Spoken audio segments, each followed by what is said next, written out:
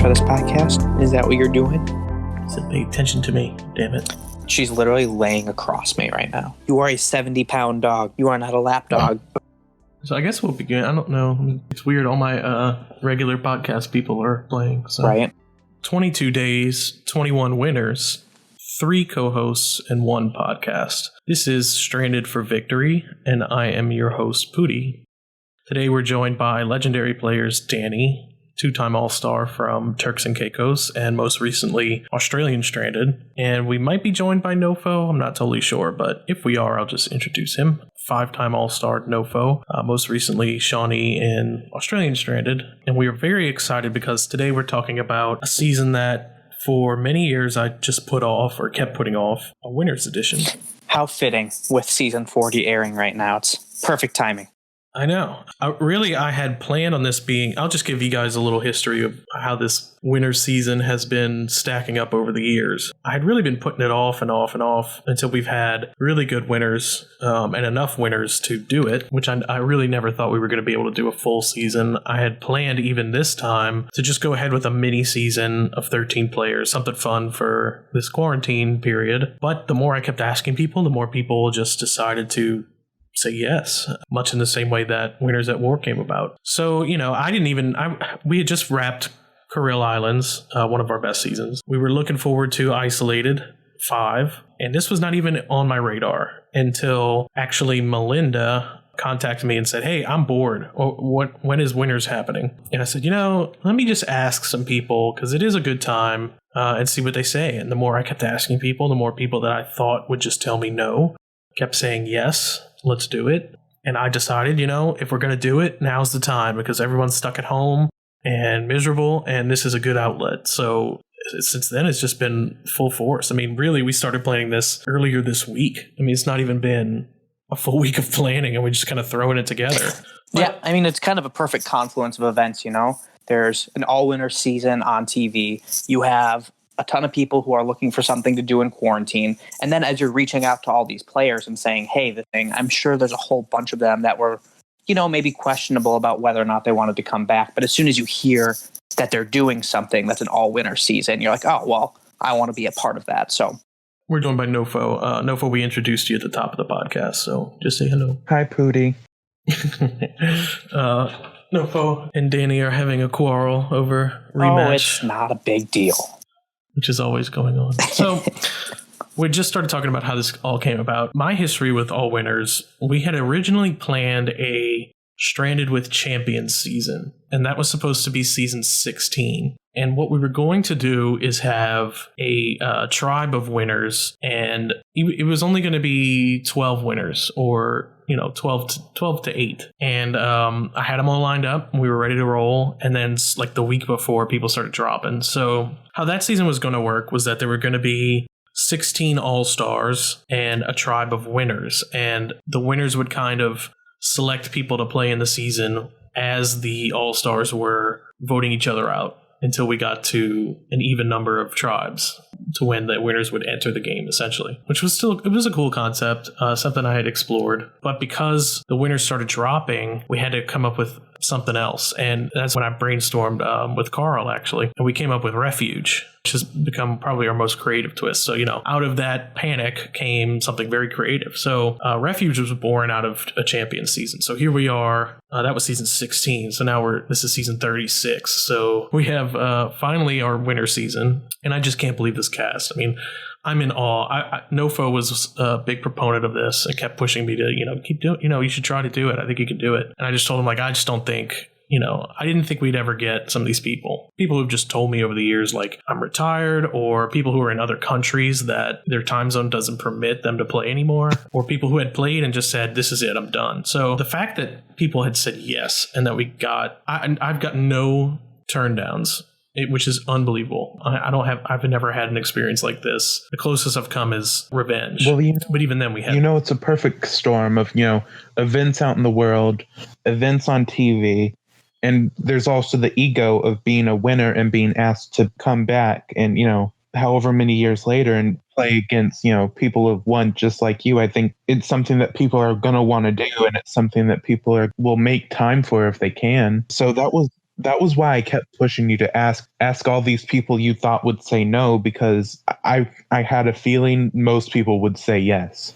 Yeah, and like I told Nofo, like, hey, is it okay if we push Isolated? Because we were planning on that season. We weren't even looking at this as a possibility until all this craziness happened, and it just kind of presented itself. So he was like, no, we need to do this now. Like, if we're going to do it, this is our shot. Yeah, I was saying, I had told you to just go ahead with it, and I gave you my full blessing because I think it's a cool idea, and I think it's really cool that it's happening now, like a week later. Yeah, it's crazy. But fortunately, I have a great team of co-hosts. We've had a long history of challenges, so that's not a problem. Really, when I'm planning out a season, most of my planning happens in the last week up until the season starts because the majority of it's devoted to casting. So, we can kind of just roll when we can. I think we have plenty of time to set everything up. So I'm just so excited. So let's go ahead and get into the cast. We'll go down the line in reverse order like I announced it to the lurkers, and we'll talk a little bit about them. And I've also made a chart of all the seasons people are in and the seasons that show connections. And it's interesting because when you look at these statistics of who's played in the most seasons and the one-time players, it'll be interesting to see how this all plays in or doesn't play into the season. But let's go ahead and start with Michelle. We did get some bad news today that she thinks she might actually have the coronavirus, which would be awful. I'm kind of hoping she's just under the weather. But she says, she's down to play as long as she doesn't have to go to the hospital. So we're hoping that it's nothing too serious, even if she does. She's very young, so even if it is, she probably won't have a serious case. Yeah, that's what we're hoping. So, for now, knock on wood, she's in the season. We're really excited to see her play. But obviously, her health is more important than this season. So we do have enough winners that we have a little wiggle room here. So hopefully she'll be able to play them. Yeah, I'm actually really interested to see her come back if she is feeling up for it. I think it'll be really interesting to see somebody coming in fresh off of another season, like still kind of in that mode of Stranded, of, checking in, constantly being online. Like, she was a very active member of her season. So I think it'll be a cool test to see her playing against the people who might be, a year or two since the last time they played. And this will be her second game ever. Yeah. Yeah. She's brand new. About to step up. Yeah, that she would be one of the people that would be most interesting because everyone else has had at least experience lurking and probably playing other games, but she's brand new. So, 3 weeks off of her season new. So she's very much a Rupert or a Russell, one of those, or, or Malcolm, who no one's going to know anything about. And it's going to be very interesting and very exciting to see her play. And as you mentioned, those players all made it very far.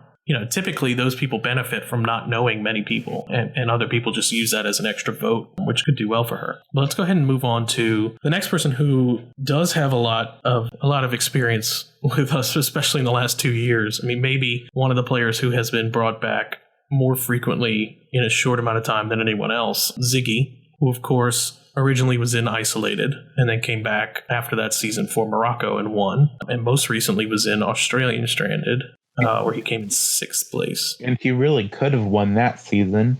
Yeah.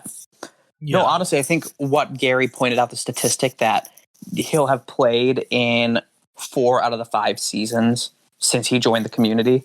So he's honestly a legend at this point, just in the Stranded universe, has done very well in every game he's played. And if he's not doing well as, a strategic standout, then he's a complete train wreck like he was in ISO 3. Just full on character, great player. I'm excited to see him back. Yeah, I think it'll be really interesting to see how he does against some of these other players, because he does have some players that are comparable to him, which he's not used to. We saw him struggle in Australian Stranded with that, although he did very well. But, it was not a smooth sailing ship like it was in Morocco. So it'll be interesting to see how he plays with those other players who also played, close, if not back to back to back, and did well in those seasons. I'm most interested to see him with his other counterparts who maybe played earlier but were similar. I'm also interested to see how he does playing with like Levita, Joaquin, Russell, people who have played with him now that they know it's him. Like, he had the benefit in Stranded of no one knowing that it was him after just coming off of Morocco, where he kind of played a real backstabby game.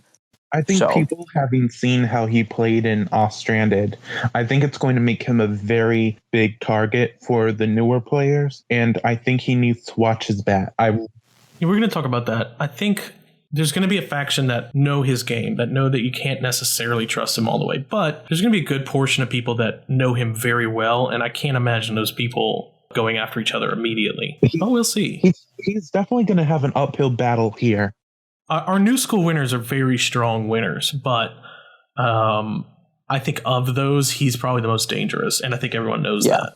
So let's talk about Levita, because she's next. I'm so excited to see her play again. We talked about like where does she slot in a Stranded game. Here it is. It's perfect. It's definitely the perfect starter place for her, because now she can come back in an All-Stars or something, no matter how she does.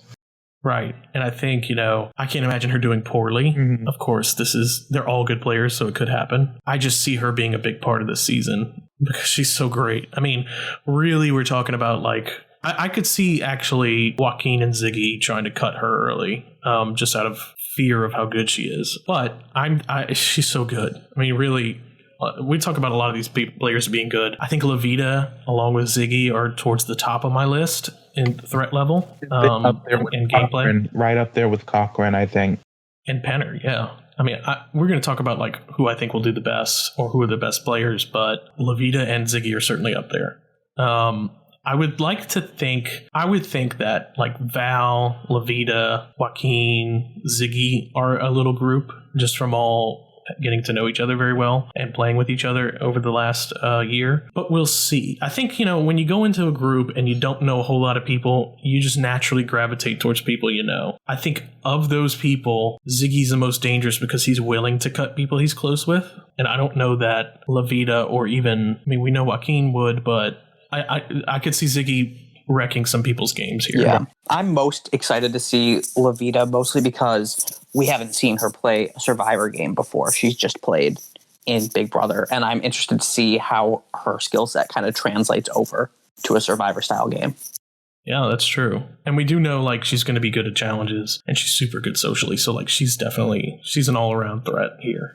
Let's talk about a little bit about Russell, also Chris from Stranded and Peter from Off-Stranded. In this list, he's actually the person who's played the most times, which shocked me because he's played 6 times, including his isolated game. And of course, some of these he went out early. So, did he really play 6 times? But on paper, he has played 6 seasons. He played Costa Rica, 17. Nepal, also with Jeff Varner. He might have played with more people than anyone. Marquesas, where he went out very early. Allies, Isolated, 3, and Australian Stranded. So Russell's definitely a threat, but he's not someone I would put towards the top of the threat meter. Like I could see him going early merge here. Okay, here's my perception of him.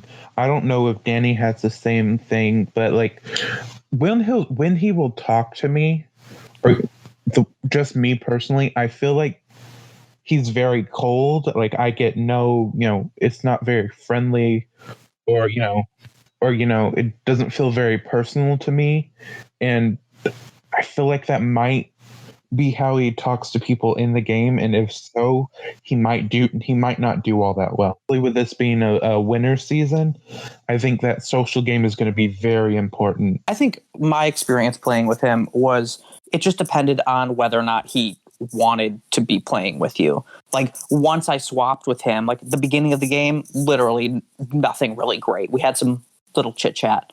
But then as soon as we swapped together and it became clear that we needed to work together, then he became a lot more welcoming and warm and fun to talk to. And that's when I kind of saw more of like okay, I understand how you won. Isolated, I see why people would want to vote for you at the end. So I think it really depends on if he gets into a good alliance and those people enjoy his presence, or if he winds up against you and then it almost kind of feels like he doesn't have the time of day for you. So that's just speaking from personal experience, though. He can be very funny, and I think, that's where he'll do very well. Humor. It's just, like you said, if he doesn't like you, it doesn't feel very personal at all, and I don't know how that's going to work out here. Yeah, just some stats on him. He won Isolated, which is Big Brother. So that's number 1. He's one of 2 Isolated winners. So we don't know. And he's played a lot of Stranded, and he's not done very well in any of his outings. Like the best place he got was 5th. And that was his best season. And he was a huge part of that season, granted. But he was also one of 3 returning players with all new players, and he's still lost. So I would compare him in Nepal to like a Jonathan Penner in that season. That's why I keep bringing it back, hoping for that kind of performance. And I think he got close in Australian Stranded. Of course, he went out merge where he quit. His other seasons, like his first season, he was pre-merge. Then he came back for Nepal and was Final 5. Then he came back for Marquesas and was very early pre-merge. Then he came back for Allies and was incredibly early pre-merge. So, I mean, like his track record's not great. That's why I don't see him doing super great here. But he has been fun when he's into it, Yeah. And he's also one of those people, though, that I'm sure some of his outside of Stranded gaming experience probably helps when he is really committed to a game. So I'm excited to see him in this cast, though. Yeah. And then next up, and we can do a couple of these together. Did we skip Joaquin? Yeah, I was going to talk about him with Val. I kind of lined all these people up by, original seasons. Okay, so go ahead. We'll go over them all together. This next one and some subsequent ones are one of our one and done winners, which, as we saw in Winners at War, has played a big part in the season where all the one-time players got together. And that's Kim Spradlin, one of 2 Kims this season. Kim played in Sri Lanka with Julie, my wife, where she won. It was a tie vote up against Christina, who you guys played with in Australian Stranded. I would say she was funny, and I would say she was a typical winner, where she was under the radar, but still in the mix strategically. Like, if you had to do a blueprint of a winning Survivor game, that's Kim Spradlin here. And I think that's a lot of winners that we have in this cast that were one-time winners. Not the most exciting characters, but exciting enough to be in the mix. I would compare her a lot to Michelle, actually, and some of the other one-time winners. So I could see a lot of those people getting along and also through similar game styles sticking together. I would also say they might be in danger because we see how that plays out on Winners at War, and I could see some of the bigger threats saying, we're not doing that season. We need to all stick together and get out some of these under the radar winners. But we'll see. We'll see how it plays out. Yeah, it all depends on what game style takes over, right? Like, if, someone like Joaquin or Ziggy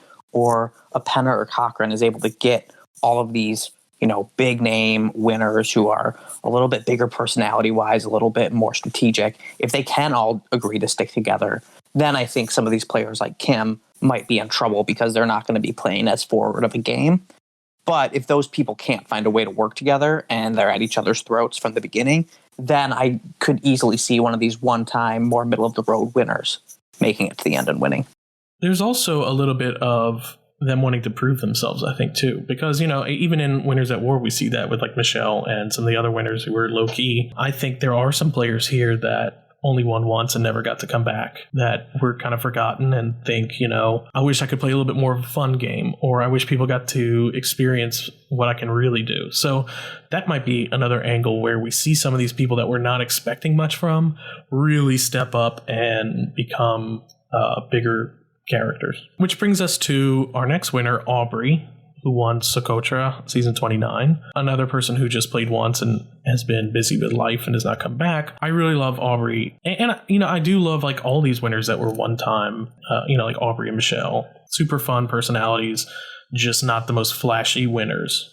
I think actually Aubrey in her season was she was a lot like Michelle, where she was a little bit more flashy than some of the other winners that were under the radar, but still in that same predicament. So we'll see how that goes. Of course, she does have a connection to Kim through her husband Jonas playing in her season. So that'll be interesting. And she's got a connection to Jeff Varner because her, Kimmy is good friends with all of them as well. So we'll see. She's got a couple little connections that maybe some of the others don't have. I'm very excited for Aubrey. Like, she was one of the players that I was really hoping would say yes, because it was like, is she going to be able to play it or whatever? And I'm really happy she got to play. Yeah, me too. I'm excited to see a lot of these people that we never really expected to see again, or we were waiting for this winter season that never came, but here it is. So I'm excited for Aubrey. I really like her, and I'm glad. I'm excited to see her play again. I really am. And, you also really have no clue what to expect from Aubrey in this game because she doesn't really have the connections that players like Joaquin or Ziggy do, or even the older winners who know each other through Orgy. She's she's really going to be going in alone and is going to have to, just work on her connections solely through this game. And I'm very excited to see how that works out for her. Yeah, I'm excited to see her. I mean, I think a lot of these players are probably going to be seen as like good numbers to move forward with. I mean, from the few interactions I've had with Aubrey on the server and from when she helped host my season, she seems like a great person. She's not going to be somebody that I think is aggravating enough to get herself booted. So we'll see what happens. I don't expect early boot. Yeah, she's a lot like Michelle, where they're really fun to talk to. They got a little bit of a devious side, even though they're pretty loyal to their alliances. So it'll be fun to watch her. I think she's underrated, and that's going to benefit her. But next, let's talk about Joaquin, our most recent All-Star winner, but also longtime co-host of Stranded. His original season was Indonesia. He came back for Turks and Caicos. And most recently, where he won, finally, was Australian Stranded. First boot. I honestly wouldn't be surprised if that were the case for no reason other than I think he is the most connected person in here. Only like he's been hosting pretty much since Indonesia, right? He started hosting during Allies. So, I mean, who on this cast, the majority of them have played since he started hosting. You know, you've had a couple of these old schooly type winners come back for stuff like Allies, for Revenge. He's hosted all of the newbie seasons since he played. So even if he's not like close with all those people, he probably has the best read on everybody on the cast, you know? I could see that being a problem. He's going to be a very big threat. I'd probably compare him to Boston Rob as far as that's good. That's a good comparison as far as threat level goes. So he probably won't be first boot, but I don't expect him to make the merge unless he can really dominate, and then he might be merge boot. That's a good call. I think you're right. He's too threatening for people to let him skate through like an Australian Stranded where he was Alias. So that's out of the question. I think he can probably get by on some of his relationships because he does. I mean, there's probably fewer than 9 people that he's never met in this cast, less than half for sure. So he really probably does know the most. I can't think of someone who would know more than him. And he's played with a lot of them. Like Australian Stranded players are going to have a lot of connections because they all have played together. And by virtue of 6 degrees of separation, they probably all played with everyone in this cast. So that will be interesting to see how it plays out. The other season, so Australian Stranded has had 6 winners in it in this cast, and the only other season that has had close to it was Revenge, which had 5 of them, but those are mostly earlier seasons, whereas Australian Stranded had all later seasons. So I think those two might be a big deal. I think I don't know. I go back and forth on Joaquin. I could see someone like Ziggy going after Joaquin this season. Yeah. And even Val. People that we might think would be close to him might just say, hey, you just had your shot. You just won, so bye-bye. Yeah, I think the one thing Walk has going for him is that in every game, both games I played with him, and his strategy has always kind of been to keep the bigger name people around, keep around the loud people, the people that are going to be a target ahead of you, to make sure that, the quiet under the radar players aren't going to be the ones dominating the end game. So if he can pull that off, if he finally has a cast that, fully buys into that mentality, which I could see happening here when they all are threats their own way, I think then that would be his best shot at making a deep run. But if it does turn into a game where people are trying to take out the big names first, I do think he's going to have a hard road. Yeah, well, we'll talk about the different connections because I have all the lists of seasons people have played together, but I also have a list of like who's co-hosted Stranded and who's knows each other from Orgy, which is a gaming community, not a sexual act. It's the same, right? Yeah, kind of. For some people, it's both. We have all the list of connections, so we'll see how that goes. I think Nate might be joining us, which would be great because he knows a lot of these people. Yeah, with Sparrow coming up. Yeah, it's a good time for him to join. Yeah, we'll see. I think, Walk kind of falls in the middle of the Venn diagram of this season where he really crosses all things, which could be bad or it could be good for him. We'll see. Next up, we have someone who was in Indonesia with Joaquin, Val, who won Indonesia. Another thing about Joaquin is he hosted Revenge with you, so he saw all those winners play too. Yeah, and he became good friends with a lot of those winners too, and he has connections to, like he was friends with Mookie, Penner, a lot of the people in Allies he was close friends with, and he didn't get in that season because of that. I kind of limited who I wanted. I didn't want all buddies together. So, like he knew a lot of people in that, and then he got to know the other people by virtue of that. So like he's good friends with like Mookie, Cassandra, Cochran, Penner, a lot of these guys. So his connections roll deep just from Allies and Revenge Lurking. But let's talk about someone who played with Walk in his first season, Val, who went on to win. She also played in Allies, where she was a big character there. And then she did not come back until Australian Stranded, where, of course, she did very well as Shane. I think she got fourth. I think fourth place. Fifth, right? Fifth. Okay. Yeah, that's right. Monica got fourth. So Val is someone who recently has good connections. I think her bond with Ziggy is really going to help her here. And she's co-hosted a lot. But really, she's known for... She's my winner pick. I think she's going to do very well here because she's super likable. Like, no one has a bad thing to say about her. And it's not like she's known for playing overly aggressive. So she's not an immediate threat to people. I think she's an endgame threat for being very likable, but she's also made very good connections with a lot of the hosting staff and also Ziggy, who is very well connected. So like, I think Ziggy and Val could be a very close duo in this that I think will do very well. Mm-hmm.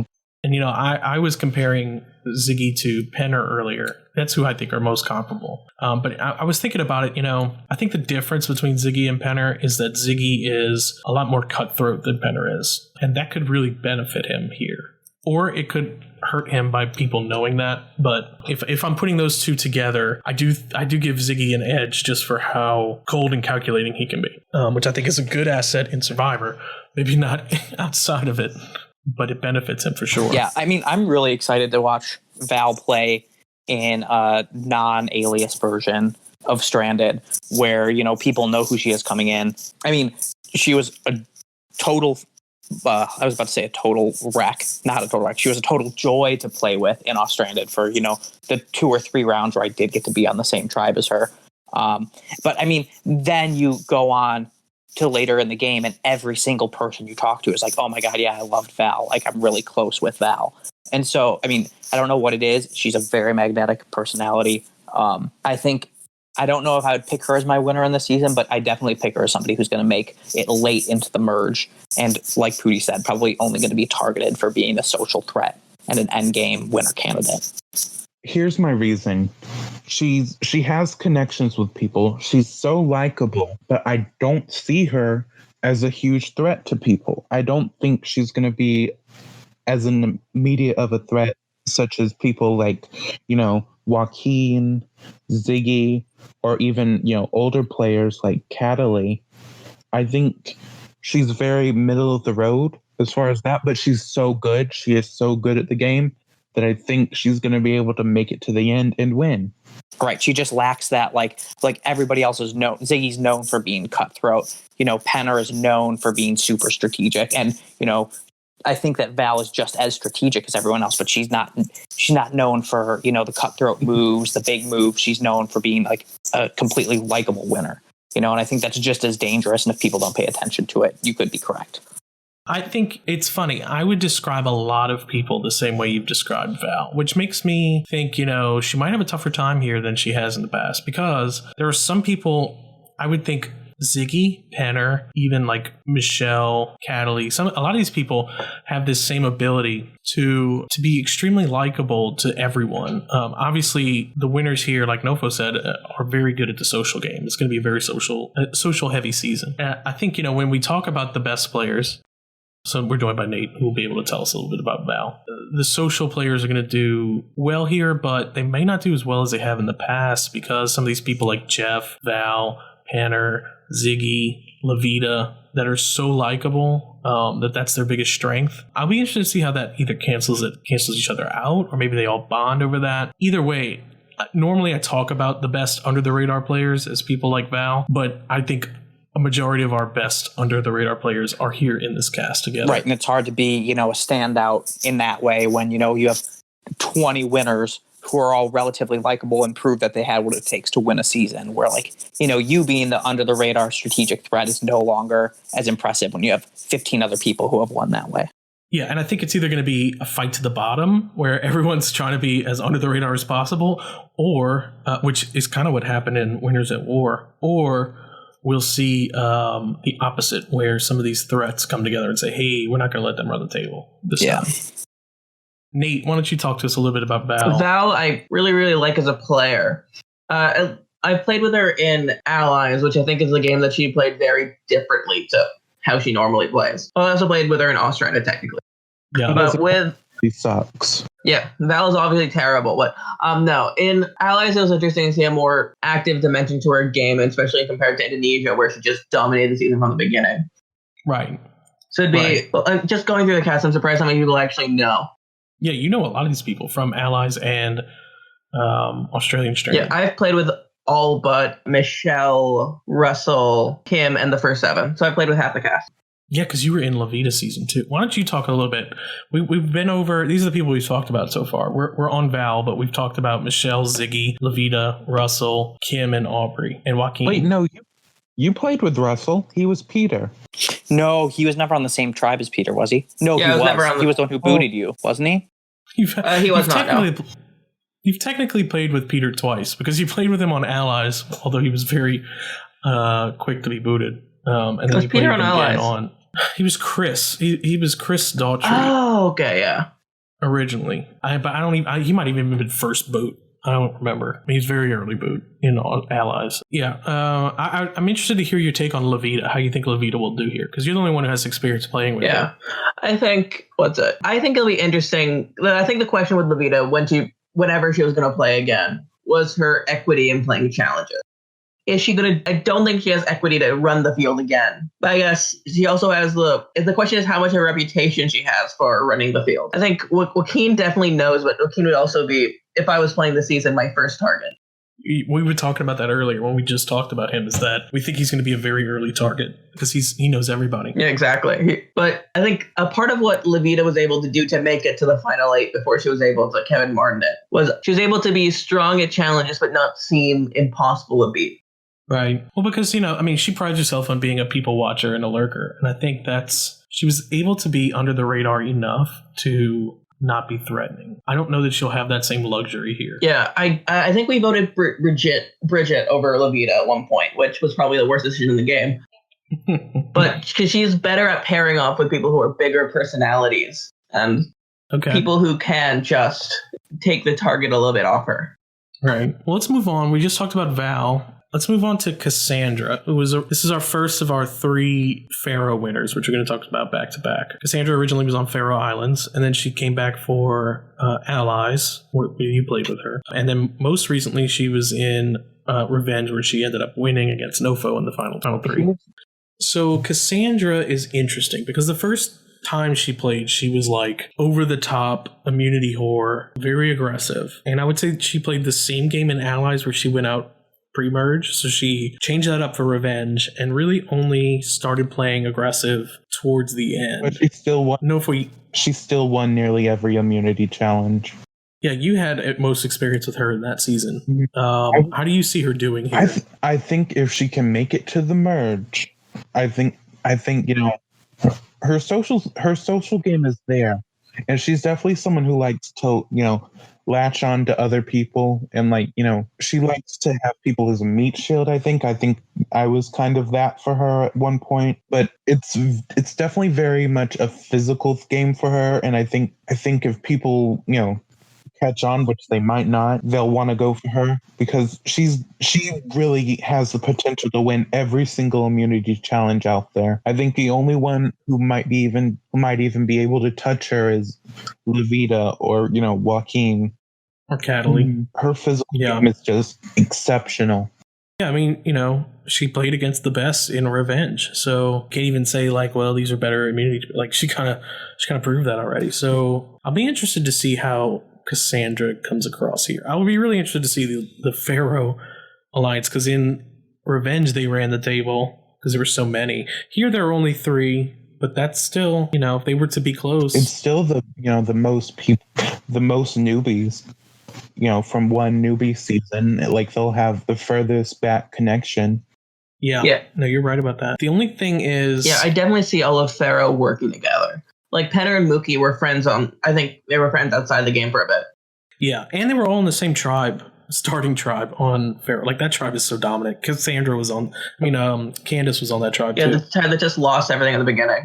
Yeah, and they were a tribe of 6. It's crazy. Yeah, so they all have a serious connection. We'll see if people recognize that threat or what happens there. Let's go ahead and talk about Mookie because he's up next. Nofo's favorite. I'll sit out. Why do you hate Mookie so much? His personality? I just don't like him at all. He's a troll, that's for sure. So Mookie was on Pharaoh where he was like second boot. I want to say second or first. Third. The third boot, okay. And then he came back for second chances and won that season. It was kind of a crazy win though, because he ran the table outside of Sophie. So how that season went was Sophie, who everyone hated, won like a shit ton of immunities in the merge, but also had the public immunity idols. So the ones that she didn't win, she bluffed, and she made it all the way to the final 3. And she wasn't immune for or played an idol for I think 3 tribal councils or something. Yeah, and like bluffed when she had it. So, she made it there, but she was so hated that people voted for Mookie to win. It was almost like, it was weird. It was like there was a game going on outside of her because everyone, they just assumed she was going to win everything. So they kind of started picking away at their alliance ahead of that. I don't know if that benefited Mookie I know he did well. There was a time in the pre-merge where he was partners with Liliana and they just switched back and forth. So they were like immune all pre-merge, but everyone kind of hated him. Yeah. And he was a troll there. That's all I really remember from Mookie is just kind of an aggravation. Yeah, it's where I kind of fear for Mookie in this cast because of the people in this cast, there's a lot of people who have personalities that kind of blend in. And Mookie, I don't think has that option. Even on Allies, he didn't make the merge on Allies just because he had a thing against Dan. And Dan had a thing against him. Yeah, he could be entertaining here, but really the only people he's going to work with are going to be like Penner, Cochran, Cassandra, and Joaquin, and like that's it. Anyone who's not in with that clique, I don't see him bonding with, so I don't think Nofo will have much to worry about with Mookie. I think we don't get along because I was very much in Sophie's defense squad after that season. Like I was very much adamant that she should have won, and I think we just didn't get along because of that. And that's all I have to say. Let's move on from Mookie because there's not a whole ton to say about him. Although I think he will be fun. I can see him being like a fun pre-merge boot. That's kind of where I see him go. Is it kind of like an Allies or even Pharaoh? Yeah, exactly. I don't see a Suriname happening for him. So next up we have the player I think is like one of our biggest legends, probably our most likable player, maybe of all time. Everyone loves him. He's a great player. Penner was originally in Faroe Islands where he won, and he came back for Revenge where he did very well. He went out just before the merge, but even like I can remember Rory being like, I love him so much, I just want to give up my game for it's like he's that kind of personality where you just fall in love with the guy. Like you can't help it. He's so likable. Yeah, I went to Allies wanting to target Penner, and I eventually played an idol on him. Yeah, and he went Final 4 in that season. Like he almost was a 2-time winner. Very close. He was a challenge away. Yeah. He would have won that jury. I'm most interested to see Penner here. I think he'll do okay. I could see him going similar to the Boston Rob, similar to, Ziggy or Joaquin in this. I think he's most comparable to Ziggy here. And the difference is, though, I think Penner is a little bit more loyal and a little more low-key, whereas I think Ziggy likes to be in control. I don't know that Penner does. I think he's okay to go with the flow, and I think people just gravitate towards him naturally. He's kind of like Val in that regard. I don't know. How do you think he'll do? I think he has 3 people in his way: Val, Joaquin, and Tammy. I think once those people are gone, and they're the only people who know how he plays, they're the only ones who know how big of a threat he is. Once they're gone, if he makes it past them, I think he can do very well. I think he could win again. It's a hot take. I put him in the, like, if we're looking at this like it's Survivor, I think he's close to like a Parvati or, he's one of the big names this season that I think could hurt him. But maybe he's just a big name to us. I mean, I know Joaquin will be excited about him, and I know like Cochran will, but maybe some of those other winners don't care about him. I don't know. I think if you go through the cast, so the people who are active between Pharaoh and Allies, I think that's at least half the cast. Yeah, no, you're right about that. So I think people will be aware of Penner being the threatening winner. Yeah, I mean, it's going to be like Val and Joaquin know him, and they know the Australian stranded players Because I feel like those are the two big factions here. So it'd be interesting to see how that overlaps. Whereas maybe, Ziggy won't know who Penner is. None of the new people, and really maybe even a lot of the older people might not know who he is either. But it'll be interesting to see if the other winners that do know him put a target on him. Yeah, the thing I'm thinking that I'm most interested in seeing is Walk, Ziggy, and Penner, how those three interact. Me too. I said that too. Very interesting. And then next up we have, right before him is Cochran, who I guess we can talk about now. Cochran might also be one of the more connected people. The difference is he's not likable like Penner. I mean, I love Cochran, but he's not what I would say. He's not like a Val or a Penner or a Ziggy. He's known for being an aggressive, good strategist. Divisive is what I would say about Cochran. Some people hate him. Some people love him. I think that won't bode well for him. I think he'll do similar to how he did in Revenge, where he was pre-merge. I hope he goes far because he's so entertaining when he does. I don't know. I would not put money on Cochran, but I hope he does well. Yeah, I think his equity in the season is everyone because there's so many under the radar players this season. Someone has to step up, and Cochran seems like one of those people who would fill that void. Right. I mean, I think what I'm looking forward to, I've never watched Cochran play before, but everyone talks about how when they did that partner season that he was absolutely cutthroat, willing to cut somebody that he knew outside of the game for the win, and then, still wound up not winning that season. But I'm excited to watch somebody play that, rivals Ziggy and some other players in their ability to just, see everyone as a piece on the board, not really care who they're cutting to make it a little bit further. And I think that'll be a nice change from some of the other people in this cast that are very likable, very under the radar, kind of go with the flow. Yeah, just to give people a little bit of history on Cochran, because it's fascinating. His first season, he was a total dud. He went out, merge, boot, quintessential lame player but he's like the poster child for it, because we brought him back immediately for the next season with his friend Vetus. He really only got casted because of Vetus, and those two ran the table that season. Really, he made a ton of enemies, and then at the final three, it was the final two, he voted out Vetus as his buddy, and Vetus was like a big reason why he lost that jury. Really like Russell Hanson. If you had to think of a Russell Hanson stranded, that's Cochran. Maybe Sophie would be the only other person. Who, interestingly, they were both on Namibia, which was a crazy season. Yeah, I don't know. And then, he comes back from Marquesas, and really he was able to run the table that season from having so many close friends. He really pioneered goat herding in that season. That was very much his strategy. He was the original Ziggy in that season because he had his friends that he just plucked people off. Although he had the opposing alliance with Mia. That was the big rivalry, an epic rivalry in Stranded, because it was like Mia's friends and Cochran's friends, and they kind of went back and forth trading off people. But I always point to that season as one of our best wins because Cochran played that so brilliantly in that he was willing to turn on his alliance to benefit his game. So when Mia had the numbers, he made sure to make a deal with Mia so that it would save his butt when he didn't have the numbers, which is really brilliant. And I don't think enough people worry about what happens if they have an idol or what happens if I'm on the bottom, especially when they're running numbers on one side and they have the majority. That is really what Cochran did well, was that he played both sides as an extra number. I don't know that will work again. I think people in Revenge, he went out pre-merge. People had his number. I think people have his number here. I don't know how well he'll do. I do know if he does well, it will be entertaining. And I do know he has a lot of friends here, so we'll see. Yeah, I agree with you. I think it's very much a completely different game, that he's not going to have all of his friends like he did before. And people really, really do know who he is. They know how well he played because we talk about him constantly. Ziggy's heard the stories, even players that haven't met him like him. I mean, I could see him going pre-merge just because I don't know how much time he has. Yeah, I mean, it's going to come down to, will these threats, and we can name them off here, will they get together and say, let's get off the non-threats before we're all gone pre-merge like in Winners at War? Or do they each take their goats that they find and decide to go after one another?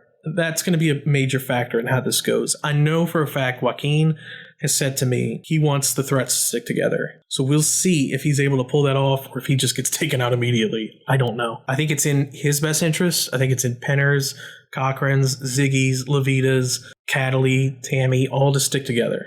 We'll see if they do that. I don't know. So let's move on to, man, we have like 4 back-to-back winners who were all one-and-dones, but a lot of them are different. We have Jeff from Nepal, who won and never came back because he has serious anxiety issues and he hated the way the game made him in his original season. But he was like super lovable. Another Val, another Ziggy, maybe a little bit more duplicitous than a Val, probably closer to a Ziggy in how he played, but he was very popular when he won, and we were disappointed we never got him again. But here he is. I know like a lot of people are like, man, you got Jeff, that's crazy.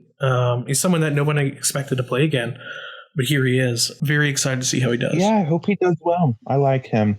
I didn't like him for a while there, but he's good. I don't know that much about him, though. Yeah, he's one that, because of time, I would say he's kind of like a Yule, where, you know, when his season was on, very respected, you know, one of the better winners, but over time has kind of been forgotten about. I think that's kind of Jeff here. And we all know we loved Yule this season. So I could see that being similar. Yeah, I think for me, I think I once talked with Varner about his game and how he won. And I think he defined himself as a Scooby-Doo winner. I think he really did benefit from how big Tina was playing. So we could see him doing, you know, pretty much the same thing here with a cast full of Tinas. Yeah. Yeah, so for people listening who don't know, Tina, we called her the ultimate prick tease of Stranded, where I think, you know, other people who've done it are like Dale. There are a few others where there's these players that when there's a majority alliance, and that's Nepal was so frustrating because it was a pagonging, but there were 3 tribes. How does that happen? I don't know. In other words, they merged 4-4-4, even numbers for 3 tribes, and then one tribe went one at a time, and then another tribe went another at a time. It was so infuriating. Like, the odds on that has to be crazy. But the reason that they were able to do that is because Tina kept talking to the other alliances and promising she would flip at future numbers or that number and would never do it. So it's super infuriating when you're playing the game, and even watching, it was beyond infuriating that, you know, someone was promising they would flip and make the season interesting, and they never would. So it would just be straight up pagonging. Did not play well for her in the final 3. It enabled Jeff to actually win. And, you know, we've seen that again. It doesn't work for people when they do it. I mean, it's effective because it allows a pagonging, but for the person who's doing it, never ends well. So that's how Jeff ended up winning his first season, first and last. Next up, let's talk about Stephanie, the original Stephanie from Namibia. Crazy season. She was known for finding idols and also being at the top of that alliance. The one that we were rooting against, really. In her season, you know, it was a majority alliance. And there was a lot of, I mean, really every single round was a back and forth. There was either a tie vote, an idol play, or, you know, it was just like 2 warring alliances that just went back and forth and back and forth. One of my favorite seasons. Stephanie was at the top of that alliance, so really not a popular winner, but she did go on to play in a lot of games with a lot of people. Was known as a very villainous player. So I think she could be a lot of fun in the right situation. I just think she was in such a prime seat that she was like almost forced to not be fun. So I'll be interested to see her now in a more chaotic season. Or we can only hope a more chaotic season, but rather a more volatile position. How she'll do. Yeah, I think... I don't remember that much about her. I kept asking if she wanted to come back, and then she would always get cut last minute. And that's because in her season, she was not super entertaining. That being said, I know she could be entertaining. So I think she has a lot to prove. So we'll see how that plays out. I think she's a little bit more villainous than some of the other under the radar winners. So that will be interesting. We'll see. She's in the Jeff camp. She's in the Levita camp. Kim, Aubrey. The only thing I remember about her is that I wasn't rooting for her. I hated her and Grant. I think she's more connected than a lot of the other winners. Let's go ahead and talk about the next winner, Eve. It's another person who only won once, never came back. Another under the radar winner, so not like the most exciting, but a very good player. And someone who is probably more infamous for other games that they've played. Similar to Stephanie, was a big member of Orgy as well. And I think she had won a ton of other games, and then, you know, no surprise she won Stranded. But haven't heard from her since. I know like a lot of people will be excited to see her because she's not been in the ORG community in a long time. So this will be like a return for her. But in terms of Stranded, like totally under the radar here. I don't think anyone's going to be looking to her as a threat. Does anyone have anything to say about her? I don't doubt you. Yeah. I don't blame you if you don't. I don't think. Yeah, I think the only winner anyone's going to know about is Cataly and Melinda. Those are the only ones we're going to have anything to say about. All right, so then let's just move ahead. I didn't know if some of you guys played with them on like ORG games or something. Let's move on to Kim Mullins from Costa Rica. This was Karen's first season. Another one and done. Kim, again, under the radar, pretty straightforward game, nothing too exciting. Kim did go on to play a shit ton of ORG games, so I know people know of her. And I know she's not very likable, so that will be interesting as well. We need a few of those. I could see her and Stephanie getting along because they both probably know each other. I don't have high hopes for her. I do know I played in a game with her. Was not super likable. I voted her out. But she was a very big strategic threat. So that could be fun. Yeah, Crash Course All-Stars. Who was she? Aris. Oh, right. Yeah, he was great. I liked him. Yeah, like I think he's going to be impressive here. I don't know if he'll do well because he's not very likable. But he certainly has connections to a lot of the ORG players and is very good. So we'll see how that goes. Let's go ahead and move on to another huge get this season, probably bigger than most of the other ones, is Cataly. Did not expect to get her. She does have a good history with Stranded, but it was rocky at some point. Cataly did take over for me when I was in my senior year of college, hosted Cambodia, and then hosted half of Malaysia, where we got into a little fight and I took over the rest of the season. But since then we've made up, and she played in Revenge, where I thought she was fantastic. She went early, unfortunately, for us, because she's so great when she does well. She, of course, basically runs ORG and has so many connections to online gaming. Cataly is going to be a force here. I think she'll do very well.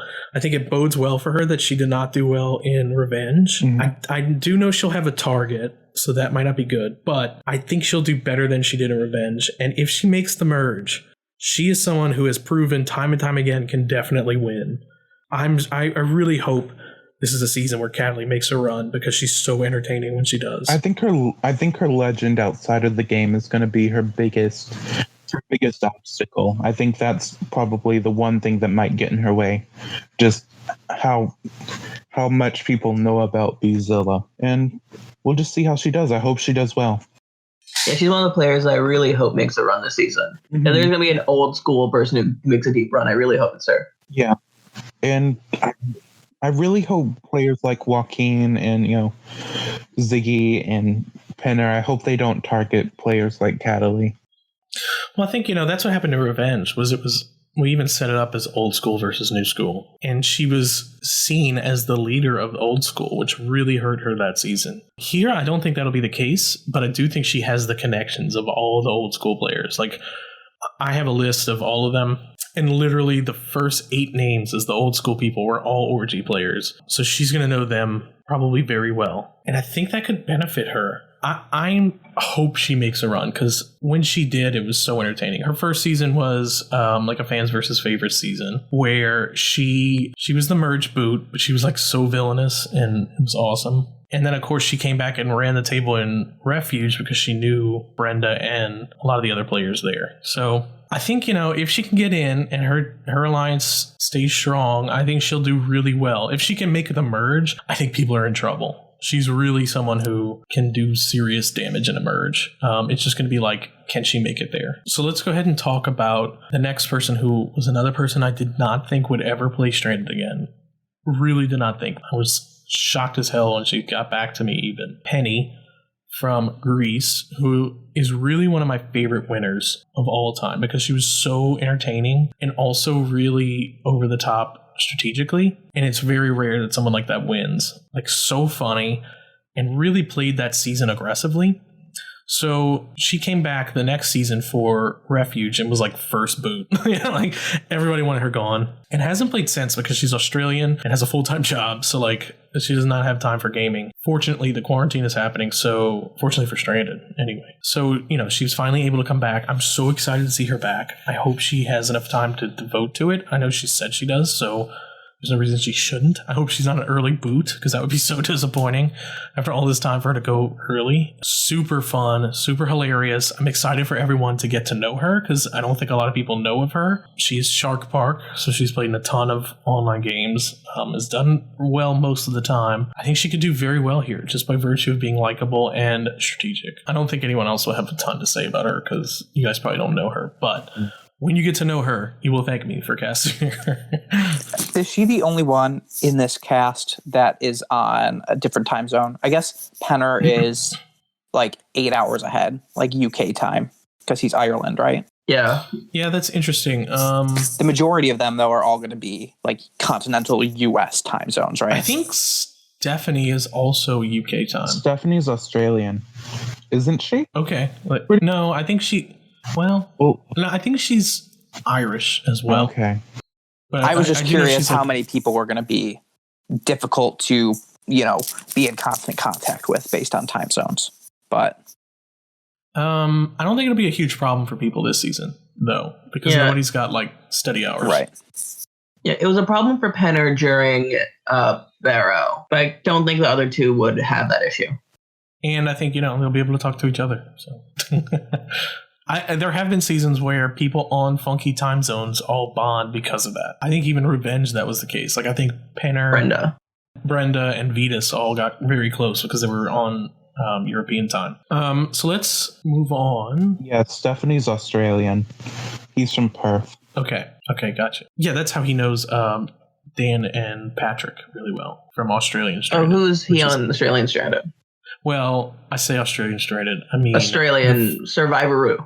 Exactly. The fake Australian Stranded that I stole the name back from. They all know each other from that community. I think Stephanie might know a lot of people from there, though. Like, she might have more connections than we anticipate. Okay. I'm going to look at it.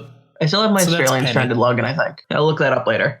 So maybe Stephanie and Penny will have a close bond. Super excited for her. I can't believe we got her. All right, so up next we have someone else who's a very old school winner and was very connected on Orgy is Christina, who played in Madagascar and also came back for Refuge. In Refuge, I think she was a pre-merge boot, like late pre-merge boot. I think she did pretty well. She's someone who was funny in her original season. She's part of an alliance called the Neapolitan Alliance because it was Christina, who's Mexican, and then it was Sundra, and who's black, and Parvati, who y'all know as Tiffany, who's a white character. So they made that like crazy Neapolitan.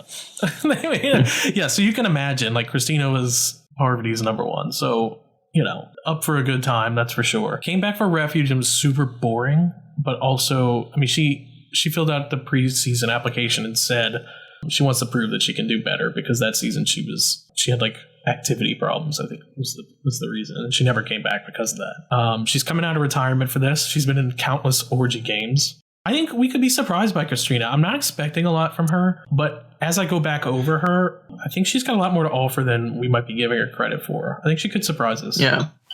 And anyone who's friends with Tiffany has to be crazy. Yeah, I do. My thought with this season is just it's a big question mark on how the old schoolers do. Just because you do have the 8 clear Orgy people, and do they all team up? Do they all stick together? Versus everyone else who at least has some. There's like a 25-ish of Faroe Islands plus or minus 2 seasons click, and there's a click. And then, there are people on Orgy who are members of that community. Like, I'm a member of that community, but I don't know all those guys super well, so there are people who I know are close friends from there. I know that Tammy and Cataly know each other well, and I know that Melinda knows them well. I don't know if they have a good history, though. They might not even get along. I know Tammy and Blundzilla do. Tammy and Cataly do, so we know that they'll be a pair. But, does Melinda get along with them? I don't know. Penny was on that board, but has she even played a game with any of them?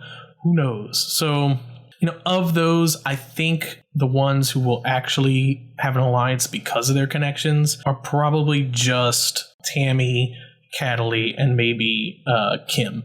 Those are the only ones I can really see bonding over their Orgy experience. So that was Christina. I think we're down to our final two players this season. And would not shock me if they were in the final two because they have that history with them. Let's talk about Tammy first. Tammy really has spanned across Stranded in a lot of ways, but also she was like one of my first co-hosts for a lot of seasons. So like she knows those early seasons really well. She was in Mongolia, season 5, where she was the merge boot. She then came back for our Second Chances season, Trinidad and Tobago, where she was final 5. And then she had like this really long hiatus, like maybe 6 or 7 years, maybe even longer, I don't know, before she came back for Allies, where she finally won after that long time off. Then she came back for Revenge, where she was pre-merge boot. And then she came back for Australian Stranded, where she was final 3. Really could have won again, which would have been super impressive. Tammy is definitely someone to watch out for. Really has played like so many games over the past few years that she might have like the most gaming experience of anyone in this cast, and really is a great player. I think Tammy's someone to watch out for this season, but I do know she'll have a target, so we'll see. Yeah, because Tammy's different to the rest of the old schoolers, where people know exactly that Tammy's a threat and you shouldn't try fucking with her.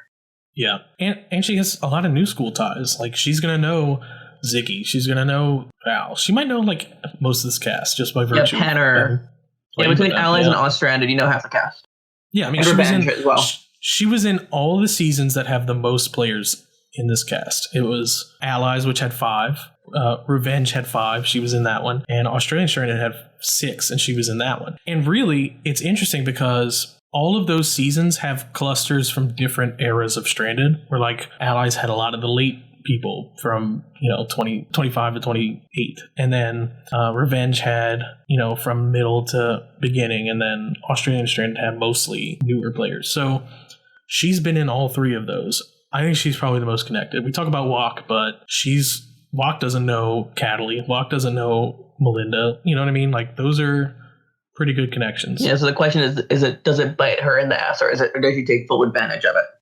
Right.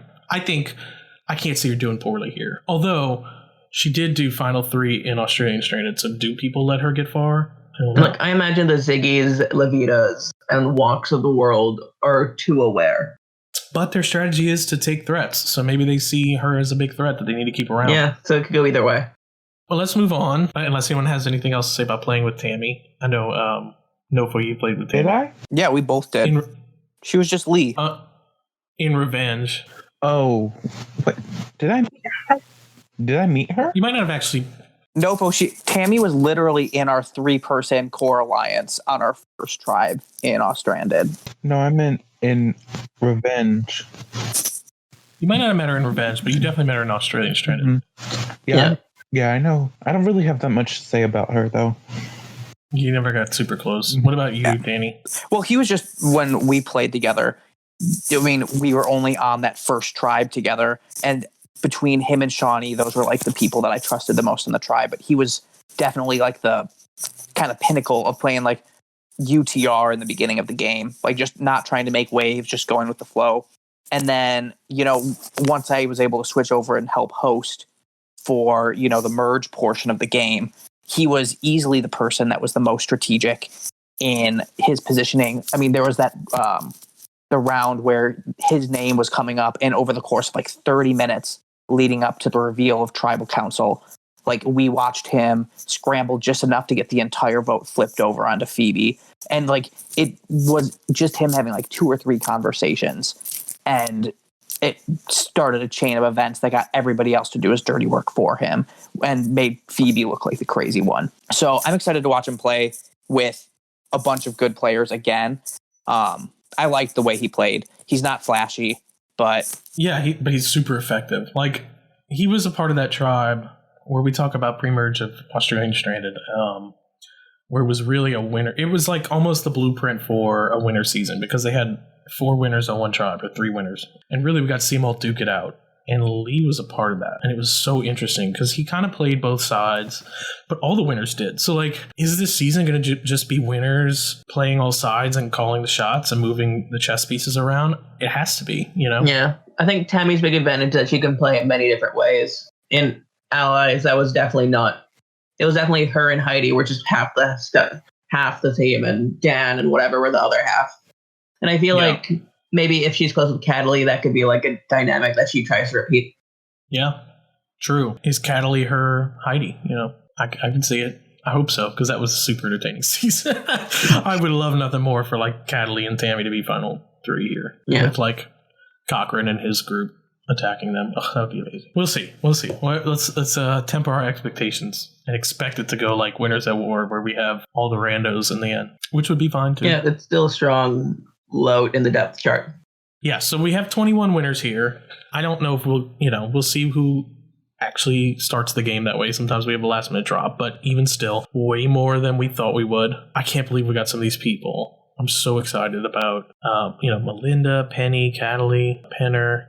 All these guys are great. Even like, I'm excited for some of the people who this was their only shot at coming back. Like we were never going to probably have Kim or Eve back or Steph.